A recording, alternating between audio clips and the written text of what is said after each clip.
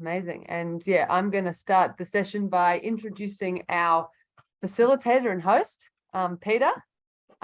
Peter is now a primary carer after resigning from paid work and a PhD research, which he was doing into a sustainable future for work.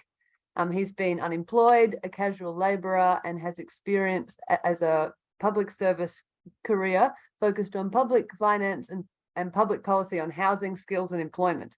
He has academic qualifications in economics and management, and he has a long interest in alternative lifestyles that support ecological and social sustainability, and has lived in urban and rural communes and been an avid mud brick self-builder. So we're all in good hands for this session. Over to you, Peter. Thanks for that, Anisa. Hello, everyone, and thanks very much for taking an interest in this session. I want to begin by just saying that I live very gratefully on Paramount country. I acknowledge the traditional owners of country throughout Australia and recognise the continuing connection to land, waters and communities, and pay my respects to Aboriginal elders, past, present and future, and respect the Aboriginal and Torres Strait Islander culture. As has been the case with past sessions, if people want to identify where they're located, that would be great in the chat. That's always really good to see. So feel free to do that as you wish. We will be saving the chat, so we're keen for you to use the chat as a vehicle for comments, ideas, and questions. The other way we've structured the session is to try and keep our presentations reasonably short. So altogether, the three of us are aiming to talk for about half the hour and a half that we've got, and we're quite keen then to open the session up for a discussion. So if people prefer to engage with their videos on and have a dialogue in that way, we're keen for that to happen. And I'll do my best to manage across the chat and also just people flagging with their digital hand that they're keen to make a comment. We thought we'd work through each of the talks and then come to that session where we can have a good discussion, both about what we've said, but also about what other people have to say. So we'll start with I'll start with a presentation, and talk to that will help me to work through the things that I felt were important to say. If I'll just get that up. So hopefully people can now see that. The first, so I've really divided this up into 4 bits. The first is really just the case, the case for degrowth. The second is linking degrowth and work. The third is just a brief overview of what the orthodox view of work is, and then finishing off with what some of the alternative views of work are. So in the first instance, the urgency of the degrowth challenge, I think, is made out in various ways that people are no doubt familiar with, and we're on 1 3/4 Earths. We're just about to overshoot. We've got the UN emissions gap, the Ted Trainer estimates, ILO on a more specific basis, estimating jobs that depend directly on the ecology. And we live at a time when the ecological footprint expands, the biophysical limits don't. We have basically broadly three variables: population, affluence, and technology, that lead us in some way through to a transition to sustainability, if indeed we're going to achieve it, and work is part of that. The other perspective on that I thought was important was the real worth donut combined with the planetary boundaries. And once again, people will be familiar with this, no doubt, but it seemed to me to be a good way of depicting that in that light green circle, that the safe and just space for humanity, with on the one hand us exceeding planetary boundaries in at least 4 of those boundary areas, and having challenges with shortfalls in the social foundation. So bringing that together into the safe and just space is the degrowth challenge, and that challenge is intrinsically holistic, as you can see by the dimensions of human and ecological existence that are in that depicted in that diagram. That seemed to me to be important background. The next couple of slides will be wordy, so I won't go through dot point by dot point, but we'll just talk to them. The first point that seemed to me to be important was that there works an important link between resource use and ecological and socioeconomic outcomes. The volume, organisation and purpose of productive activities impact on sustainability. Work's integral to production and consumption systems. It's also a source of identity, satisfaction, well-being. But the meaning and form of work is entirely subject to choices that humankind makes about how it does what it does.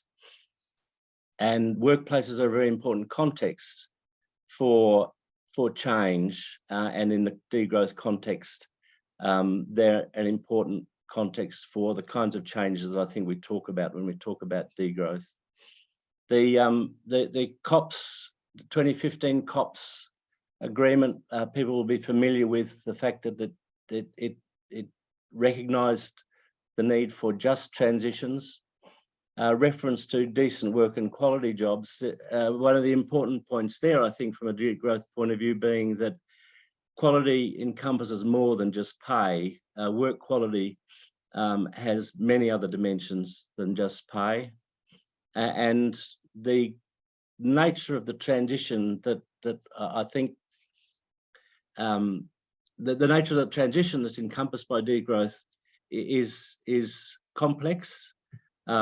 It's one that involves visioning, I think, and I think there's been a lot of visioning in the last few days of these webinars, and I think that's needed just as much in the work area. There's little, I think, that can be said definitively about the sustainability of future work. I think the opportunity is there to envisage what that might be and then enact that. And I've just identified some of the things that transformation, thinking about transformation, might need to take into account. Referencing that against the orthodox view, orthodox perspectives on work, and by orthodox perspectives on work, I would characterize those as the perspectives that come out of the neoclassical approach to economics, the evolution in economic systems probably since the Industrial Revolution, and the logic, the logic of capitalism. The first point there, which I think is really, it's been a fear play, that there's a trade-off between work and ecological sustainability. I think that's part of the degrowth, deconstruction of the growth narrative. I think needs to address that myth. The other point there is that within capitalism, work is monetized. Work is defined by activities for which money is paid. And the amount paid is related to something called economic value. I think it's very difficult within that paradigm to really substantiate that in terms of wage relativities between occupations, between genders, and across countries. according to the orthodox view, work exists in a formal economy where it's designed primarily to be instrumental to profits. It's not principally about balance and fulfillment. Satisfactions relates to income and consumption. It sets up a dynamic which removes the activity of work from being intrinsically related to the land upon which it depends ultimately for its sustenance. Unemployment is defined by people who are paid to work. It doesn't count people in unpaid activities. That doesn't mean that people who aren't being paid aren't working. It just means that they're not counted. Work and therefore material sufficiency and socioeconomic identity depend on continuous growth measured by GDP with all the problems that entails. And the last point there is that the economy is disconnected with the biosphere in that perspective on work. That's quite problematic. Alternative perspectives on work, and these are the kinds of things that I think from a degrowth perspective you would envisage as being part in a broad way part of a sustainable future for work. The recognition that human economic and social arrangements are subsystems of the biosphere. Those arrangements are in the control of humanity. They're formed by us. Well-being combines material sufficiency with fairness and equity and ecological sustainability. There's been, I think, quite a bit of reflection on during the course of the webinars on the impact that unsustainability has on well-being, and that is quite problematic, that's not intrinsically part of what we see as work. Work can be redefined as a creative activity. Workers can be seen as producers. The trade-off between work and leisure time isn't necessary, and work and income can be decoupled. Working time is flexible. Labour activities can be reallocated to activities that are a lower ecological cost, and labour is not marketed. It's cooperative rather than competitive. Separating labour activities from their monetisation, enabling labour activities to be revalued, which is, I think, part of the deconstruction of the current narrative. Some of the outcomes of that appear in the literature are an expansion of activities that are of social and ecological value, and increasing worker autonomy, which enables different decisions to be made about sufficiency, the trade-off between working hours, consumption, and the relationship between production and consumption. So that's where I'll end, and on that point I'll hand over to Colin, who's going to talk about the role that reduced working hours and a job guarantee might have as an important part of the way forward. And hello everyone, it's great to be involved in this important week talking about degrowth. So what I'm going to talk about today is about reduced working hours and a job guarantee, and how those two things can be combined to provide great benefits both socially, politically, industrially, and environmentally. So I'm really trying to think about how we can combine the benefits of reduced working hours with commitment to make sure there is no involuntary unemployment in the Australian economy. And I rely very heavily on Bill Mitchell's work on the job guarantee here. I think he has a lot to say that is very useful. So when we're talking about the benefits of a reduced working week, there are lots of them. As Peter just talked about, we can think about work in a very different way to what is normally, what is the normal consideration of work in our societies. Work does have very positive benefits in many ways, but there is also a sense of the tyranny of work, especially for those who are in bad jobs. And we have to acknowledge there are lots of bad jobs out there, that it would be great if people didn't have to do them, or didn't have to do them for as long as they do have to do them currently. So I think reducing the dominance of work in our society, which doesn't necessarily mean that work is a bad thing, but reducing its dominance. So that would also help to improve work-life balance, give people more leisure time, of course. It would allow people to participate more in civil society, in volunteer activities and so on. It would reducing the working week would reduce commuting and accompanying emissions associated with commuting.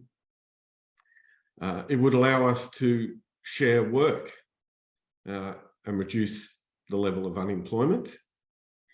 And it would reduce the emphasis on economic growth, replacing consumption of things with experiences, and give a higher value to leisure time, which I think is one of the most important concepts, or one of the most important outcomes of reducing the working week. Now, so that no doubt there are many other benefits of reducing the working week, and noting that it's been predicted for well over 100 years that we'd be working far fewer hours than we would. I think Keynes predicted we'd be working about 15 hours a week by now. Marx predicted we'd be doing something similar. We haven't managed to get there yet, but I think we're at a stage where if we seriously wanted to, we could, noting that there are a number of experiments with reduced working hours taking place at the moment, including in the Victorian Public Service. There is an experiment at the moment with a 4-day working week. There have been some parliamentary inquiries in the ACT, I think, and New Zealand around the 4-day week, and various other places. So the idea is alive and well, and I think people are starting to realise the benefits of reduced working hours. Now, so the next thing I would want to combine a reduced working hours agenda with is a job guarantee. So a job guarantee means that a job would be guaranteed to everyone at a living wage. So this is not work for the dole or anything like that. This is a guaranteed living wage job that would be provided by either the public sector or social enterprises or not-for-profit organisations and so on. But mostly I would expect in the public sector. There's lots of benefits of a job guarantee. It would reduce to pretty much zero the problem of involuntary unemployment, noting that the current approach in all of our societies is the one being demonstrated by the Reserve Bank at the moment, which is to create a buffer stock of unemployed people to keep inflation down, which is a deliberate policy to create unemployment as a way of fighting inflation. The job guarantee works quite differently and creates a buffer stock of employment instead, to manage inflation and to ensure there is no involuntary unemployment. There's lots of benefits. The job guarantee allows for the benefits of work, the dignity of work, socialisation. It is non-inflationary, unlike the universal basic income, which I think that's one of the major problems of a universal basic income. It's likely to be highly inflationary, whereas a job guarantee introduced correctly would not be inflationary. There is lots lots of work that needs to be done, in fact. And it is not done because it is not considered to be commodifiable in a way that can make profits for someone. So there's lots of work to be done, for instance, in ecosystem restoration, in various forms of social care and so on, that aren't really being done and aren't being paid for to be done at the moment. And those sorts of jobs could easily be created as part of a job guarantee. The job guarantee at reduced hours, so not at a full-time working week or not a 38-hour working week, because remember, we're combining this with a reduced working week. So for everyone is working a reduced working week. So that balances the benefits of work with the benefits of extra leisure time. And it eradicates the social stigma of unemployment. Now, Bill Mitchell, I mentioned before, he's done probably the most work on the job guarantee, and he describes it as in the following words. He says, the government operates a buffer stock of jobs to absorb workers who are unable to find employment in the non-government sector. The pool expands or declines when non-government sector activity declines or expands. Workers would also be able to choose the hours they desire up to full time, which, as I said, would be reduced, which would significantly reduce time-based underemployment. The unconditional job offer would be at a socially inclusive wage, which would be set at the bottom of the wage distribution and become the wage floor for the economy. At the point of introduction, government could set the wage above the prevailing minimum wage to facilitate an industry policy function, that is, shift resources out of low productivity, high cost private firms. So I think that's a very good and short description of how a job guarantee works.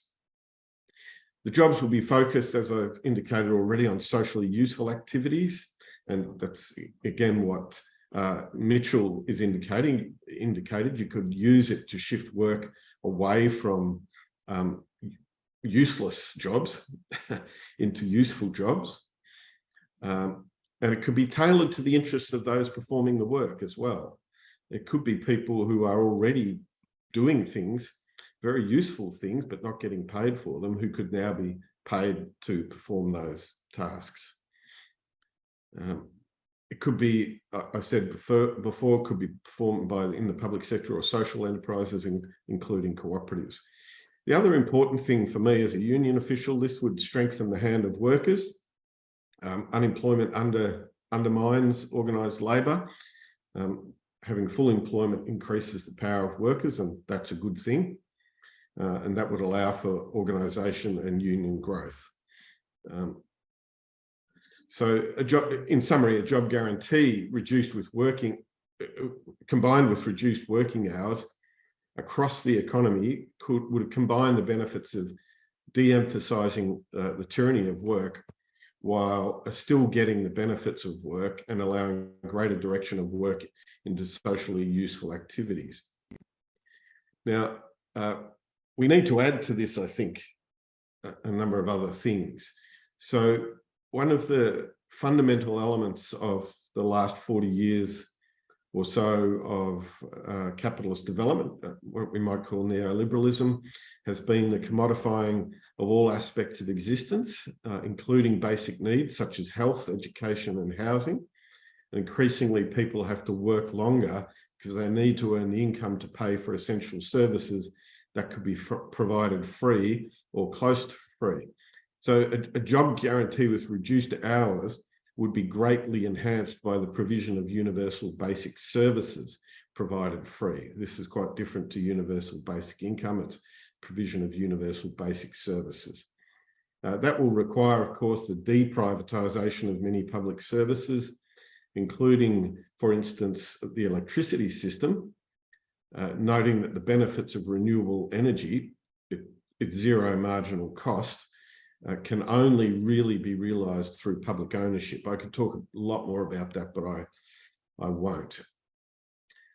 People ask, well, how would we pay for this? I think it's important to, first thing of all, to do is to stop thinking about how we can pay for things and start thinking about how we can mobilize the resources to achieve what we need to achieve. Instead of thinking how we can raise more tax from rich people, which presumes that we need rich people, we have to work out what resources are needed, sometimes financial, sometimes material. For instance, wages for job guarantee workers are a financial resource and can be paid with no financial limitation by the Commonwealth Government in Australia. However, there may well be material restrictions on what work is able to be performed. The construction of homes will be constrained by the physical materials and workers available, for instance. So I'm not downplaying the importance of taxation, but I would say the most important point of taxation is that it's useful to reduce competition for resources, and that's how it should be used. And finally, what all of this raises is the very important and long-standing issue of the ownership of the means of production. One of the most important issues raised by an attempt to reduce working hours as part of a degrowth economy is also raised by the prospect of increased redundancy of labour caused by technological change. And everyone's talking about AI and the loss of jobs at the moment. And that question is, who owns the means of production? If the amount of labour being performed in the economy is to be reduced for either reason, for reduced working hours or technological redundancy, then the current distribution of the fruits of labour cannot continue. A reduction in labour's input into the creation of wealth cannot mean that the type and proportion of wealth accruing to the owners of capital increases. What must happen is that the type of wealth must change, measured in leisure time and socially owned collective consumption, and the ownership of its production must be shared. And I would advocate, particularly given the work I do in cooperatives, that cooperatives would play a fundamental part in sharing the means of production. If there are fewer people producing, if there are fewer hours contributing to the production of wealth, then we can't let all that wealth go to the people who own the means of production. The workers, have to get that wealth back and share it collectively. One of the most important ways of doing that is through things like cooperatives. I could talk a lot more about that, but I won't. I will end there. Thanks, Peter. Thanks for that, Colin. There's been a number of good questions that have come in on the back of what Colin said. What I think I'd suggest we do is just move on to Anisa, and we'll come back to those. So there's quite a few there, I think, that explore the things that you've been saying, Colin. But we might turn to Anisa now, who's going to talk about the opportunities and challenges for sustainable change at the local and individual level. So it gives us another tier of the issue. Thanks, Anisa. Thanks, Peter, and thanks, Colin, and everyone for the good chats. Yeah, so I'm going to come in and give that other kind of tier. While I think it's really important that we're coming up with these policies and kind of trying to pressure our governments to do them, like a jobs guarantee, I have less faith that the government is really going to take on much of this stuff without, I mean, maybe not at all, maybe we need a big change, but also we don't have much chance unless there is a big groundswell of people like us who are putting in those hard yards of kind of building the community alternatives and really pressuring politicians. So my complementary side is kind of what can we do as individuals and on the local kind of community level to change our relationship with work, to both kind of try and live more degrowth lives. As, you know, a lot of us in this country consume more than, you know, is sustainable, as Peter was talking about at the start, but then also free up time. You know, so many people I talk to who are interested in doing this sort of stuff, you know, the poor suckers have full-time jobs and that just sounds exhausting. So yeah, trying to free up time. I thought in order to talk about this, I'll start by telling you a bit about me and my story, how I've got to where I am, and then kind of extrapolating out some ideas about how that can apply in our communities and what are the different things that we could do or I've seen other people do. And yeah, my story is just me. So hopefully it resonates with some of you or kind of gives a bit of framework for the things that I'm talking about. But obviously, yeah, I have a specific circumstance. So yeah, I grew up inner city Melbourne, middle class, lovely parents, very supportive, got to go to university, worried about sustainability and all these things. And yeah, during university and traveling overseas, really got to understand, oh my God, there are big issues going on. And once I finished university, there was this kind of big pressure to go get a job. I thought about being a teacher. I've been doing environmental activism at uni. So there were, NGOs out there that had jobs that seemed interesting.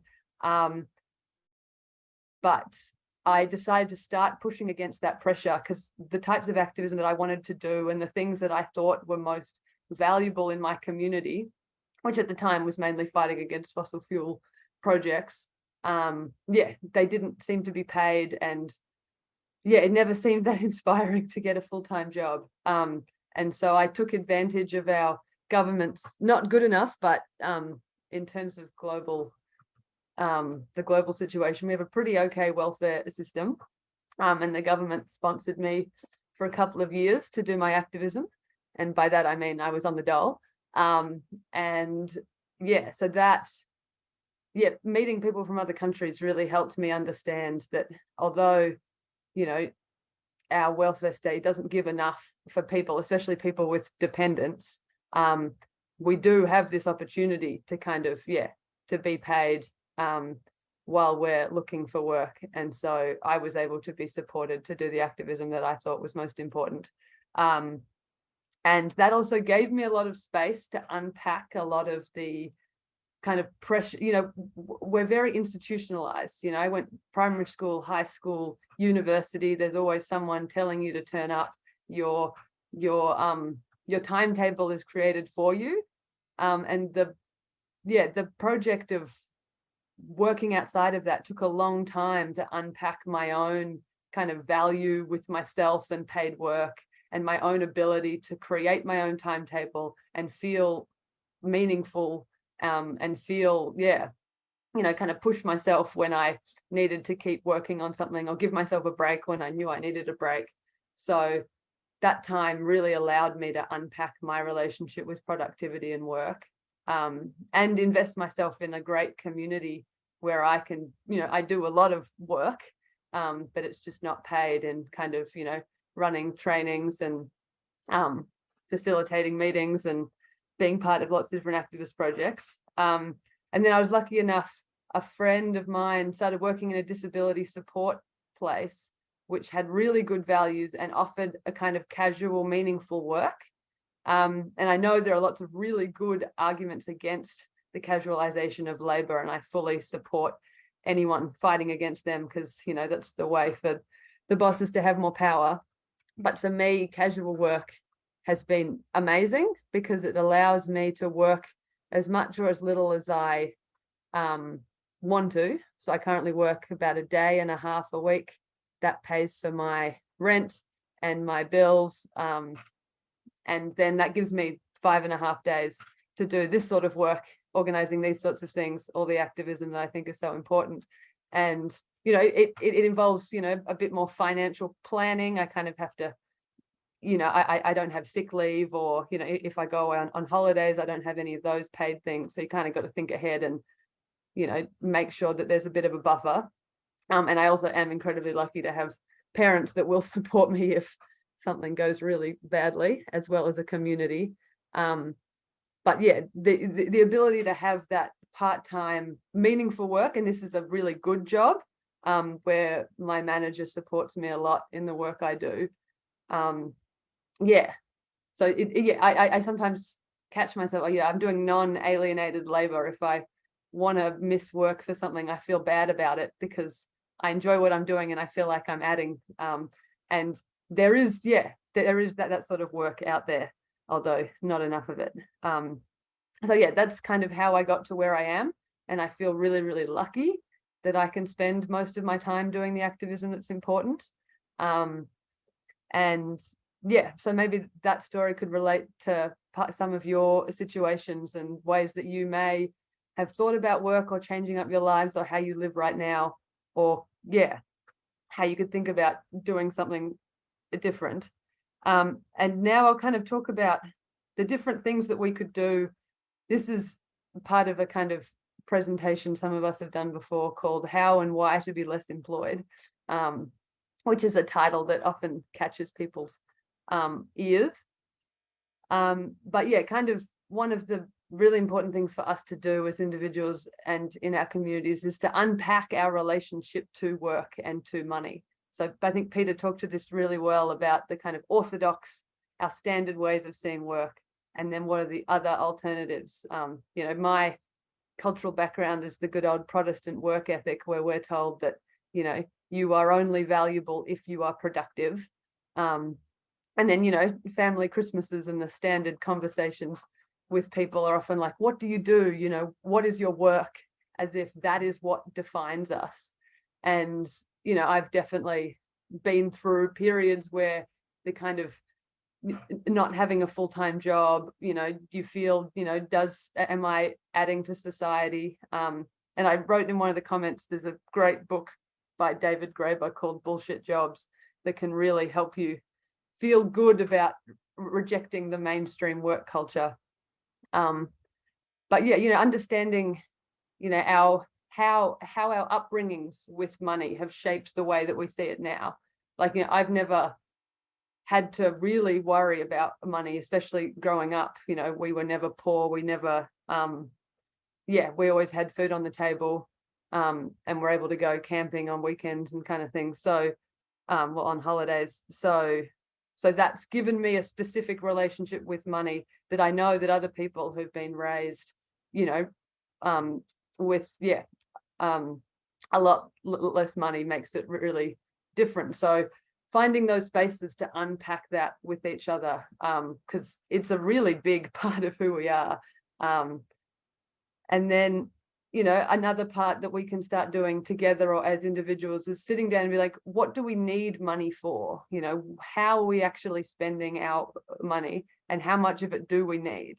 And this can help us understand, you know, do I need a full-time job? Maybe I can work part-time and I can get my needs met. And this will be very different for, for different people, of course. But yeah, you know, can we ride our bikes around instead of driving a car? Can we take public transport? Can we, you know, share things with our neighbors instead of buying our own? Can we go camping instead of on overseas holidays? Kind of all of these sorts of things. And what community groups out there exist? You know, can I get involved in my local community garden or urban farm, which will pay me in food, you know, and therefore that's one less, you know, less money I need to spend on food. Housing is a huge part of this. And tonight we do have a webinar on degrowth and housing, because that's often the kind of one cost that everyone needs to pay in order to keep, you know, keep a roof over our head. And I can highly recommend, well, not highly recommend, but sharing your house with people is a wonderful and difficult thing to do. And it's less and less common these days as houses get bigger and average occupancy gets smaller. And we've probably all had, not so good share house memories. Obviously, a lot of work needs to go into working out how to live together, but I encourage more thinking and conversations about how we can share our houses to cut down our costs. I forgot to time myself, so I have no idea how long I've been going for, but I've just got a few more points. You're and fine. then You've got time. So then another point is, how do I make my money? What are the different jobs that are available to me, you know, or if I'm going through a period where I want to reevaluate how I spend my time,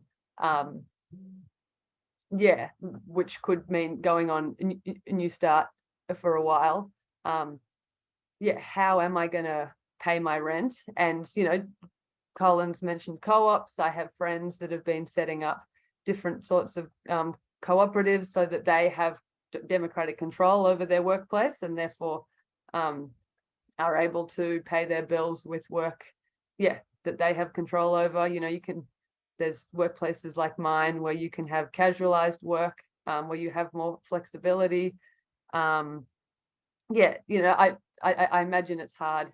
I've never known what it's like to be in a career and all those sorts of things. So I can't really talk about how you might be flexible within there. There definitely are, I think, within unions, there could and should be more opportunities to kind of work with other people in your workplace about how you could get reduced working hours. So all of those kind of how do we change our work styles so that we have more time? And then probably the most important part of all of this is the kind of the sharing, all of the things that we go out into our community and we share with each other, both to limit, you know, to kind of lessen the amount of money that we need to survive. And it's often very tied up in living a more sustainable life. So, you know, are we sharing a car with other people? Are we sharing food? One of the big things I think that I'm working on with some people and we could do more of is how are we sharing our money? Mutual aid funds are a thing that people have done over the years, and that can really help, you know, people like me with financial security and a safety net can, you know, be part of creating a fund that then would help people who don't have those safety nets and, you know, don't, you know, kind of creating the loving parent backup for lots of other people who just don't have that. And so I'm really excited about how mutual aid funds can, make this sort of lifestyle, I guess, and ability to have a lot of control of our hours outside of paid work, making that more accessible to people on all sorts, you know, with all sorts of income and economic backgrounds. I think that's a really huge thing. And then I think that's about it of all of my ideas of what we can do in our individual lives and communities. And I really look forward, to see what other people have or questions and critiques, because I think, it's very hard for us to talk about how we spend our money and how we live our lives and how that impacts each other. But I think it's a really fertile ground for, creating better lives and more time to do this activism that we think is so important. Thanks. But thanks for that, Anisa. I think you've just given us a very good example of what worker autonomy and choice about what people do can be creative and constructive. So I really appreciated that. Thank you. There's been some really good questions come in to the chat, which I'll work through. There's both questions and comments. So I'll work through those. I would invite people, if they want to participate verbally, then please do so. Perhaps if you put up a digital hand and invite yourself into a discussion as we go through these. So just working down through them.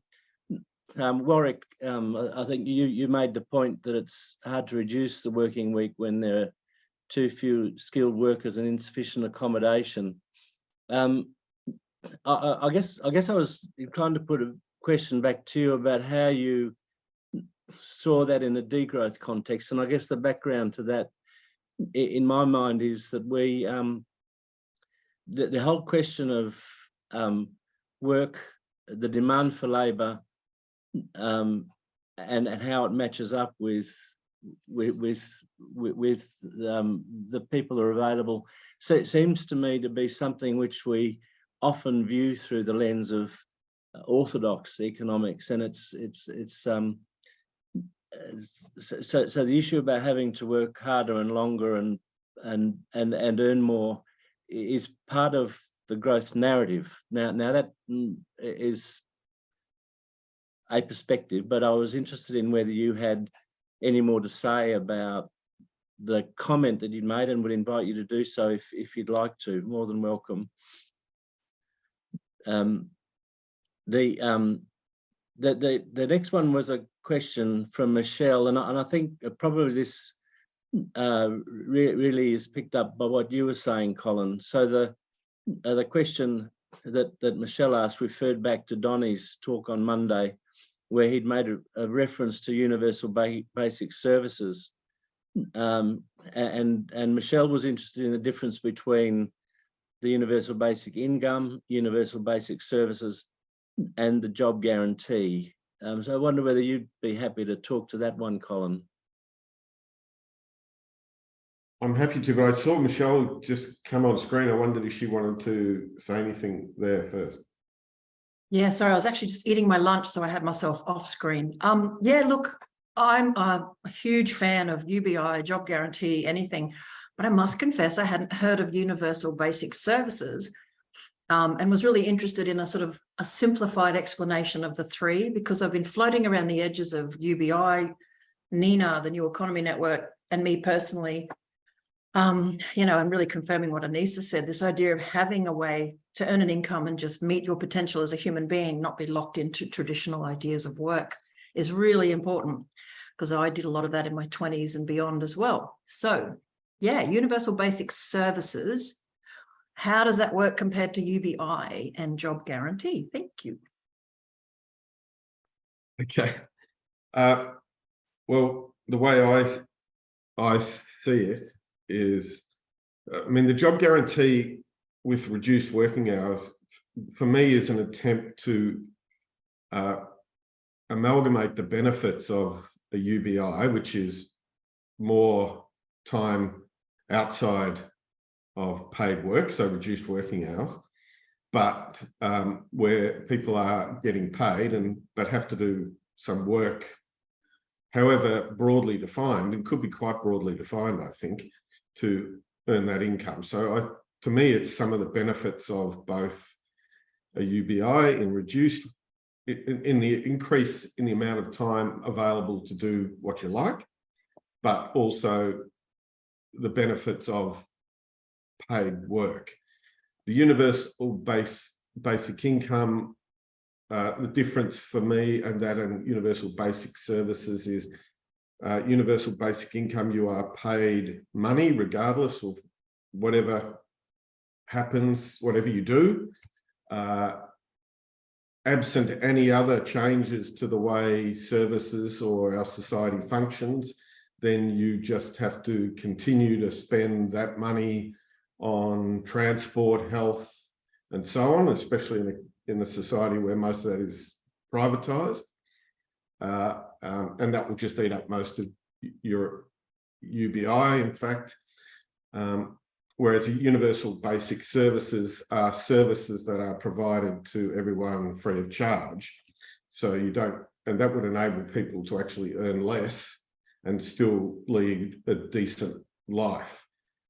Whereas a UBI may not, in fact, do that. If you are still paying for large numbers of services provided by the private sector and so on, then the UBI may not, in fact, provide enough money to give you a decent life. Whereas, yeah, as I said, universal services free of charge would enable you to, combined with everything else I've talked about, job guarantee, reduced working hours, would enable people to lead a decent life with plenty of time spare and guaranteed income that they have to work for.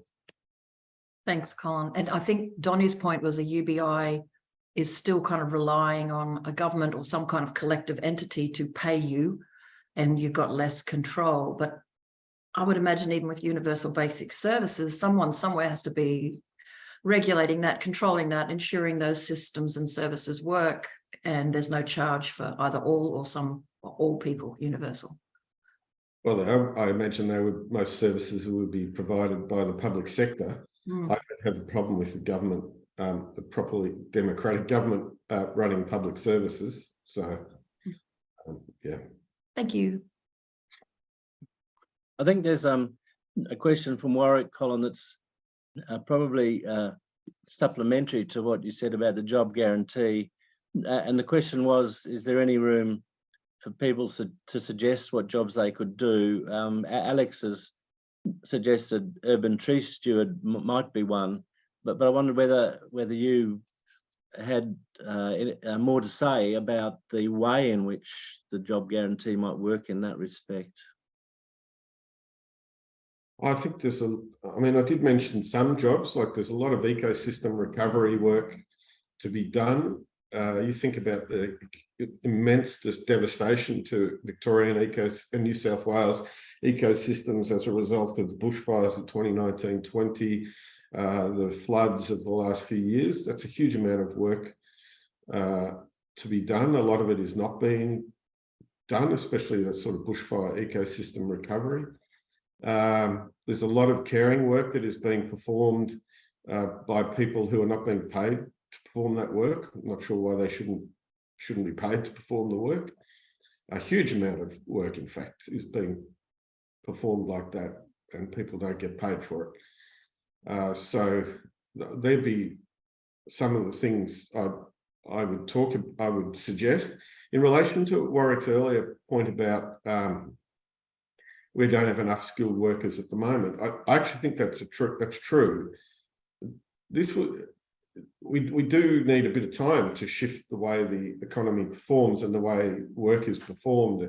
One of the things about a job guarantee is you could help shift where labour is performed. So my view, and apologies to anyone who owns a cafe, but I think there are too many cafes in Melbourne, and we don't need so many baristas, and those people could be doing other things.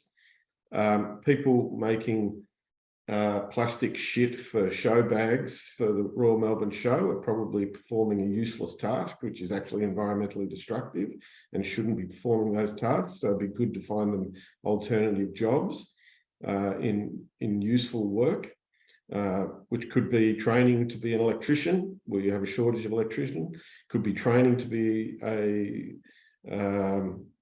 welder, we have shortages of welders. All sorts of things. So it requires an across the economy way of thinking about labour supply and training and all that sort of stuff. So there's a few hands that have gone up that want to join in. Can I perhaps start with you, Tonya, on your what you wanted to say? Yeah, just a response to the environmental sort of roles that can be considered as work. I heard a great program that Camden Council in the UK are an incredibly forward-thinking council, and they've done huge experimentation on completely just rethinking how the council runs, and this sort of all-encompassing, interconnected way of looking at work and how the council functions and how they can sort of, allocate things and roles. And yeah, they ran an urban tree program. They didn't run it, but the precursor to that whole program was urban tree stewardship. So people take ownership of looking after the trees in their neighbourhood. So that can kind of count as sort of cooling, what do you call it? Countering the urban heat island effect as well. So it sort of, feeds into that. But yeah, there's different environmental things within the urban scene as well that can work really well. Thanks, Tonya. I think, Rog, you've also popped your hand up in the context of the conversation.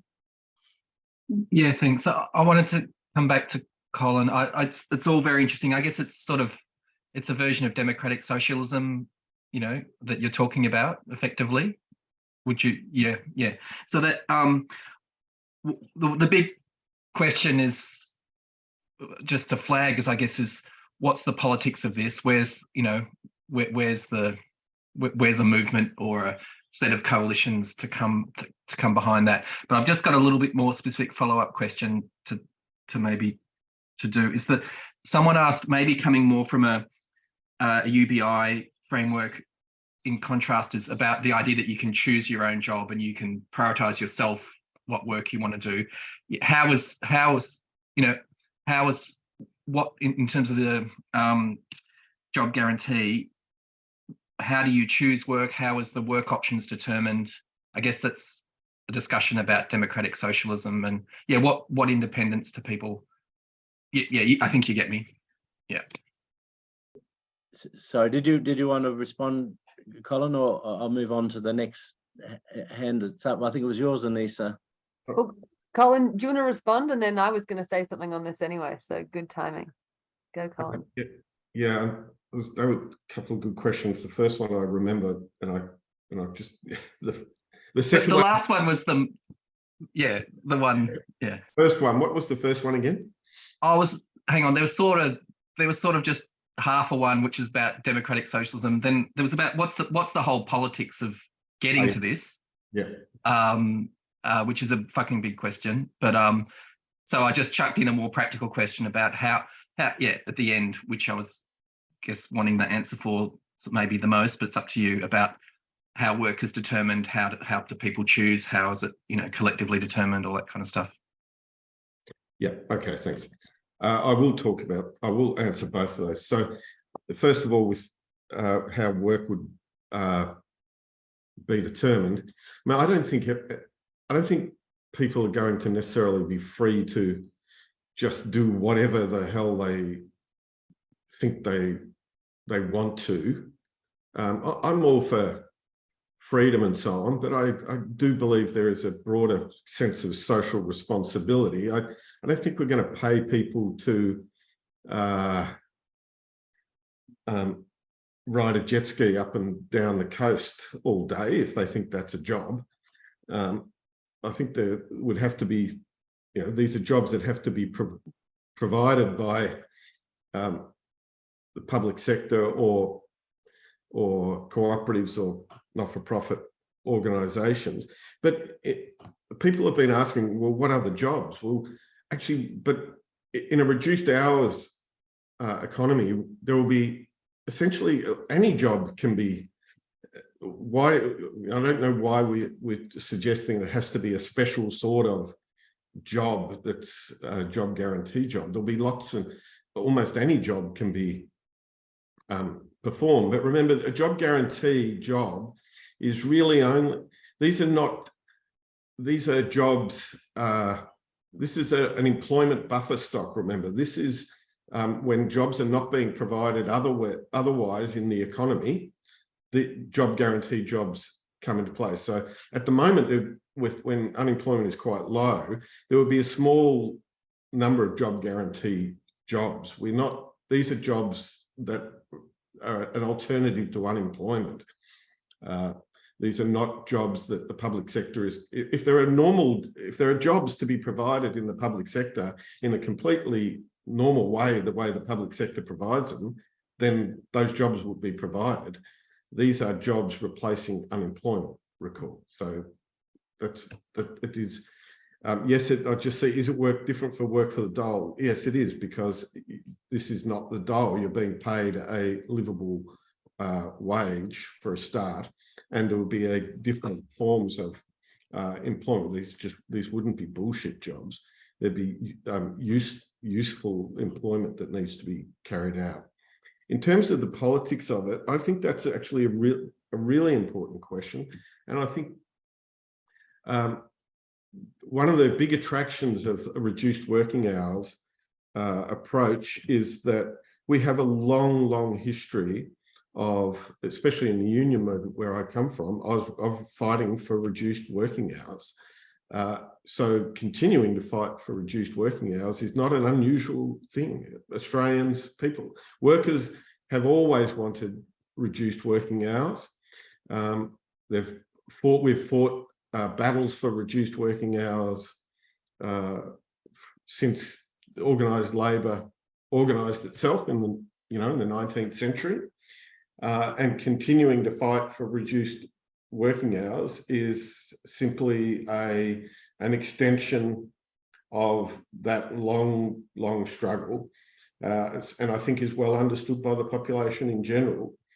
So the reduced working hours with a job guarantee would enable actually to bring a coalition of the union movement, environmentalists who want to see and improve the benefits of reduced working hours and so on, in terms of reduced emissions and reduced commuting emissions and all of those sorts of things. It will bring them together with the labour movement, and it would bring those interested in a different view of work, the people like Anisa and so on, and Peter were talking about how work is different, can be done differently. I think it would bring them together. So actually we'd end up with a really powerful coalition, much more powerful coalition than we've ever had in many ways to achieve major social change.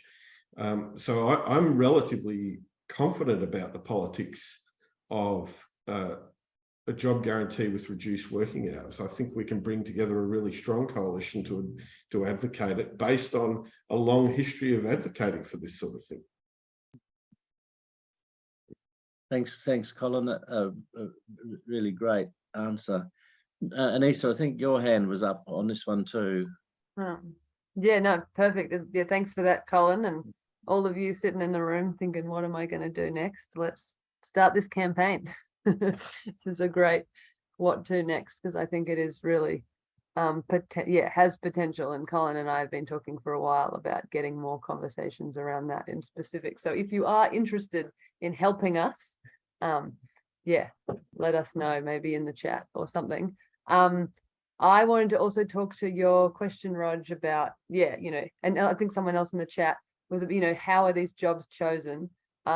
The best I've heard, I don't know if you said this, Colin, but it probably was, because you're the one I've talked to about this most, but that the kind of on the council level, these things could be decided, which for me is really exciting in terms of the, kind of decentralizing democracy and getting people more involved in their communities. If people can sit down together and say, cool, we've got this amount of funding and we need, this urban farm, these people need some carers. This field needs to be detoxified. We need to clean up the Mary Creek. Like I get really excited by the idea of using this as a project which gives more power to people where they live and gets people practicing making these decisions together. And to me, that's kind of part of the journey, which would eventually, hopefully, the world I want to see is where people are not remunerated on the base of their work. Everyone gets what they need to survive, and then people decide how they want to partake in society. And if some people want to work harder on some things, I think it can make sense for people to get a bit more of, that's a whole other conversation. But I think changing our relationship to work is everyone deserves to have what they need to survive. And most people, if not almost everybody, wants to contribute in some way, and they will. And if those decisions are made on a local democratic level about what do we need as a community, then to me, that's where this proposal has heaps of potential. Thanks, Anisa. Ken, I think you've had your hand up there for a little while. I noticed you did put a comment in the chat as well. Yeah, thanks, Peter. My contribution is focused around the importance of considering not only how does a job guarantee system work and what are the alternatives and the variations, but also how the hell do we bring it about? Because I think that's at least as big a hurdle. My thoughts have been turned lately to the model provided by the COVID years, when we saw certainties and institutions upended, and people became, I think, a fair bit more accepting of the necessity of change than they have been. And they're also liable to be accepting of a renewed focus on essentials, because there wasn't time to stuff around during some of COVID. You had to put up with restrictions on many things in your life, and people became more malleable. even in a democracy. And I'm keen to ensure that if we get down this path and we can be sure that climate impacts are increasing, they're already underway, and they're going to get very serious for democratic, prosperous countries like ours, as well as for the benighted of the world. How do we ensure that we go down the path of public control, locally, hopefully, not just nationally? How do we ensure that local control and local decision-making is not overwhelmed by some Trumpian dictator getting up, or some cabal of business people and politicians hustling in Canberra to tell us how to live? It's going to be a time when there'll be both more opportunity and more need for sure-footedness in the way people like ourselves behave. I don't know any easy solutions at this point to the coming future's challenges, but I think it's important that the pilots that have already been mentioned be promoted and sought with some urgency, because I think if people have got models and demonstrated experience of these sorts of things in our own country, that could be very useful, not only for job guarantee rollouts, but also for other kinds of public innovation in terms of lifestyle and work and living resources and so on. But also, if we stay alert in whatever we do in our lives in left institutions, if we raise this sort of coming opportunity with people and keep them alert to the possible need to step in and use mass action, even in terms of stopping undemocratic takeovers of the opportunity space for such changes as we're talking about when they do arise. That's all I can contribute. But I think there's a need to think widely and to sharpen our pencils and our other resources so we can intervene and insist when the time is right. Thanks for that, Ken. I guess in many ways you've gone to the heart of the challenge of how to actually make this happen.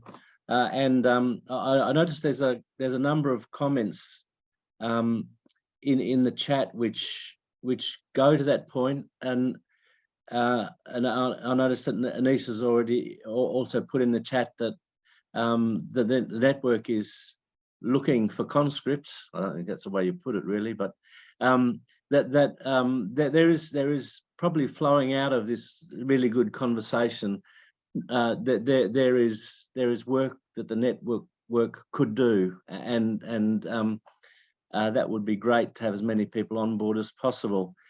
I don't know whether Anisa or Colin have anything to add to that in response to what Ken said at this point.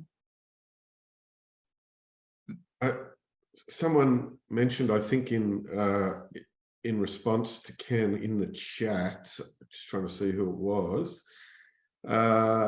Hilda, deliberative democracy, citizens' assemblies, and yeah, I think that's a good point. I mean, I don't know if Hilda wants to add to that, but I think, yeah, I think there's a lot to be said for citizens' assemblies and proper processes of deliberative democracy.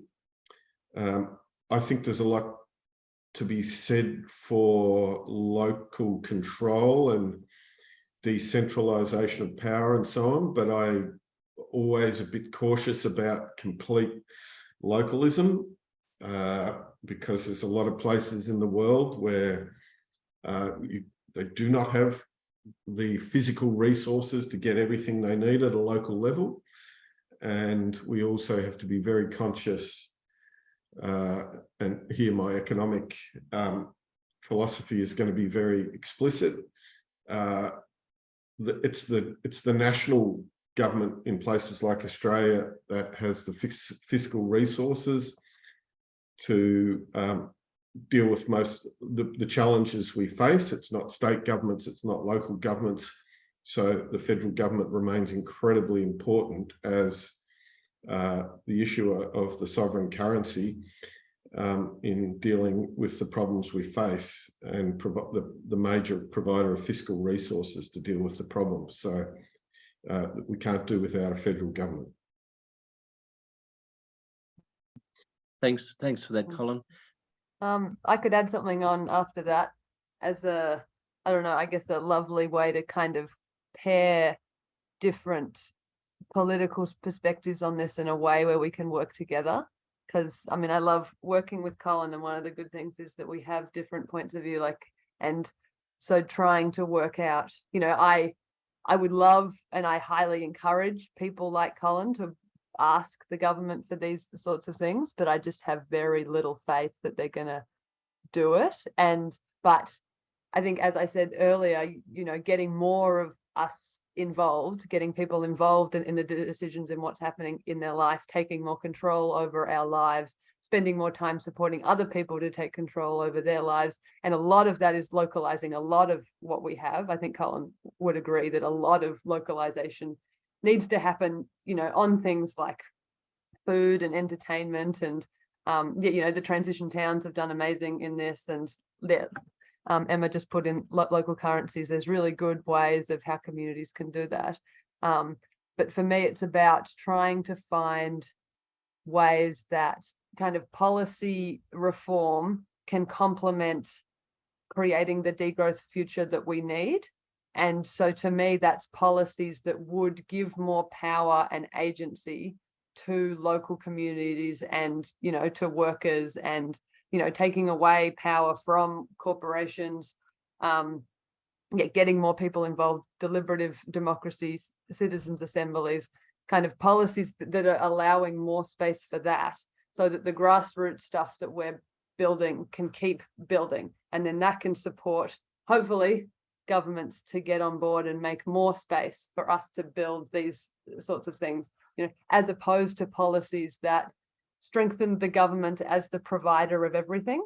Like, I used to be very pro welfare state, and I still am in many ways, but a welfare state that just gives you what you need, just kind of hands it out rather than getting you involved in, kind of creating your communities and that sort of thing, I think strengthens the idea that we just need to vote once every however many years and the government will sort it for us.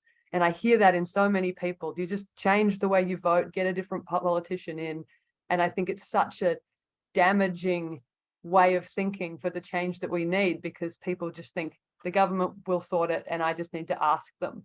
And so trying to combine, get ourselves active on the ground, whether it's asking for these policy proposals or pressuring for these policy proposals, as well as the localized community building stuff. Thanks, Anisa. Maybe if I just add to that by picking up on some of the other comments, I think, or references that have been made in the chat. So Hildy referred to some of the things that New Zealand did during the pandemic, called Jobs for Nature, and highlighting, I guess, that we're not in an empty space here, and there are things that we can probably gather and learn from elsewhere. I think the other point that Hildy's made is that the relationship between if you like, the conversation that's been in the chat about what sort of work do we need and how much of it do we need, does actually relate. It's contextualized by a degrowth vision, if you like. So you view those things through you may view those things through a growth lens, or you may view them through a degrowth lens, and the specific point she's made is there for people to see. So I guess it brings us back to the paradigm shift that that degrowth demands, really, of us all in the interests of sustainability. So I think that there's a expanding set of there's an expanding set of considerations, I guess, arising out of the conversation that we're having. That I think, Anisa, we talked about before we started the webinar about capturing the chat and using that, as well as the things that people said in the course of the webinar, to really flesh out what it is that might go forward in or through the network in the first instance, go forward as things that we might look at. So I'd invite people to get on board with that. Just then working down through the chat, there's a number of references to things that people might look at that have a bearing on this. A bit more discussion about what is bullshit work and what isn't, what work might be desirable and what might not be, and that I think is well, I'd invite people to say more about their comments if they have. I guess I was going to suggest that we take that on board as a theme. I mean, there is a theme coming through, which is to do with, you know, what sort of work is worthwhile and how do you actually determine what sort of work is worthwhile. And going back to Colin's points, that sits within, in the kind of in a job guarantee sense, it sits within the structure that you put around it. So that is, the job guarantee is dealing with the need to ensure that there is meaningful work for people who would not otherwise have it, if that's a reasonable paraphrasing, Colin, of what you've said. So I attempted in that to just to try and reference the other things that we might not have specifically picked up. But if I've left anything out, can I ask people to, once again, just to flag with their hand that there are particular things that we haven't touched on one way or another, that they're particularly keen for us to ensure that we've actually taken account of it in this conversation and beyond this conversation. Because we're bumping up against the end of the time we'd allotted. So if I could just invite any final comments from people before we leave it. Sorry, I don't know how to put my hand up, but I just wanted you've done it. Oh, yeah, I just unmuted for it. myself. Yeah. No, I was just living in the regional area, and I really feel like nobody else that I talk to up here is talking about, I never heard anybody talking about degrowth, and everybody's very focused and stuck in the growth narrative. So I don't even know where to start in terms of like talking to people in my community or trying to do something with others. I can just try to do something on my own, but it's very isolated and doesn't really feel like it's yeah, I think this kind of thing really needs community. And yeah, so I don't know where do you think we should start if we're in that kind of position where it's, you know, not even on people's radars because they're kind of stuck in the narrative and that idea that they need to the way they think about work and life is that these other ways of thinking are not even coming into it. I can see Anisa's been nodding as you've been talking. Yes, no, that's such a good question, and it reminds me of, yeah, how, yeah, the difference of living in a city and a rural area. And I'm so glad that you're here, Rebecca. It's good to meet you online. And I think, I mean, talking about where we start, at the end of one of our sessions the other day, we had a great conversation with somebody who lived in northwest Tasmania. So yeah, and was also saying this is so hard up here. It does feel quite isolating, but he'd been working on this sort of stuff for many years and had a bunch of really interesting outreach ideas. Like he would go and do a skit at schools, and he had, you know, year 9 boys who are, you know, notoriously the hardest to get any sort of information across, kind of come up to him and say, that was really great, you know, you got the point across, but you didn't preach it at me. And I thought that was a really good comment of kind of, yeah, thinking about different ways to get these messages across. And then he also talked about, you know, what are the community projects that him or other people in the area are working on that are already aligned with the sort of degrowth stuff. And, you know, I'd be really interested where you are, but yeah, kind of, you know, are there community gardens or repair cafes or community kind of things, you know, can they get started? You know, I think repair cafes are a really interesting place to start the conversation, because people just want their stuff fixed because they're sick of buying crap. They keep Yes, breaking. we there's one of those just getting started, so that's good. Oh, lovely. Yeah. Well, I imagine, yeah, some of the conversations I was having there, the people organizing that said that's a great conversation starter. And that's, to me, what I'm really excited about with the Degrowth Network Australia is different people can bring in all their different ideas, all their different experiences. I'm really hoping for us to get a discussion going soon about, yeah, ways to talk to people who aren't just in our bubble, because there's other, you know, people might have heard of Andrew Gaines, who I think has set up a framework for system change conversations, kind of Tupperware party style, which I'd never heard of, but I thought, you know, I went into his website, he's got all these little guides, which I thought I'd never seen before, and I think are really good resources for us to kind of go out and try in our communities, especially the ones where there's less happening. But then we kind of need that community to come back to, where we're all already on the same page. We can kind of hold each other a bit, have a laugh at how, you know, things are going, respectfully disagree. And so, yeah, I guess this is also a plug for the network to have, but yeah, for us to be able to come together once a month and just check in to make that work easier, because it's so hard. I know the feeling of feeling alone, and it's not motivating. You've got a contact for the network, have you, Rebecca? Yeah. Rog, I think you. Yeah, thanks. I just maybe wanted to chuck in the morning session, there was the Crazy Town. Was it the Post Carbon Institute? I don't know if you caught that or who caught that. It's worth, if there's going to be a recording of that or listening to their podcast. Did you catch that, Rebecca? Were you there? Yeah. Okay, cool.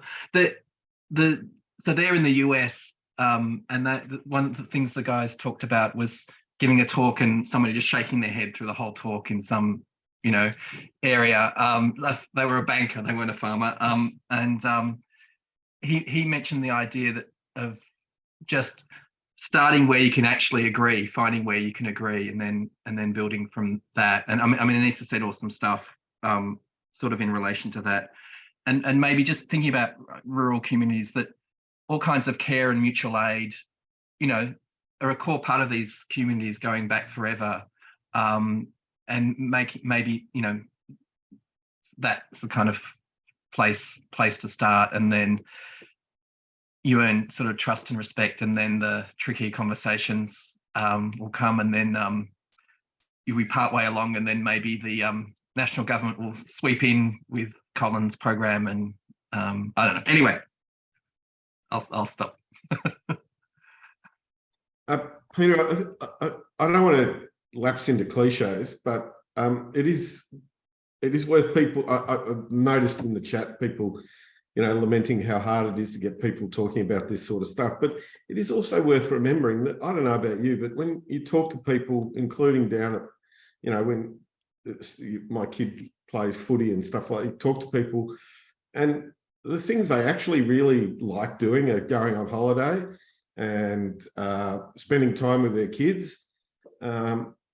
So, you know, people don't really all that much love talking about how great a day they had at work and all that sort of stuff. They actually want to talk about stuff that has got nothing to do with work. And it is also remembering, you know, there is no, this is very much a cliche, but it's true. There is no luggage rack on a hearse, and people talk about, happy to talk about all of that stuff, actually. So I think people are more open to conversations about degrowth and the alternatives to work than we sometimes think they are. Yeah, and being in a position to articulate those and take the opportunities as they arise is pretty important. All right, we've sort of bumped up against 1.5 hours, so I think unless there's more that people have a burning desire to say at this point, I think I'd suggest we close it off there. We, as I say, we have the benefits of what people have said and the chat and the open invitation for people to join the network. This is clearly an important area where there's more to be done in a number of respects, both in terms of what, but also how. And I think both of those things have come through, which is great. We're at that point where we're both envisioning and then strategizing. So that's really, really useful. I think it's been a really valuable opportunity to talk about this with everybody. So unless there's anything more that people have to say, I'd say goodbye, thank you, and goodbye. And I hope you manage to engage with and join in some of the other sessions. Thanks so much, Peter. Thanks, Peter.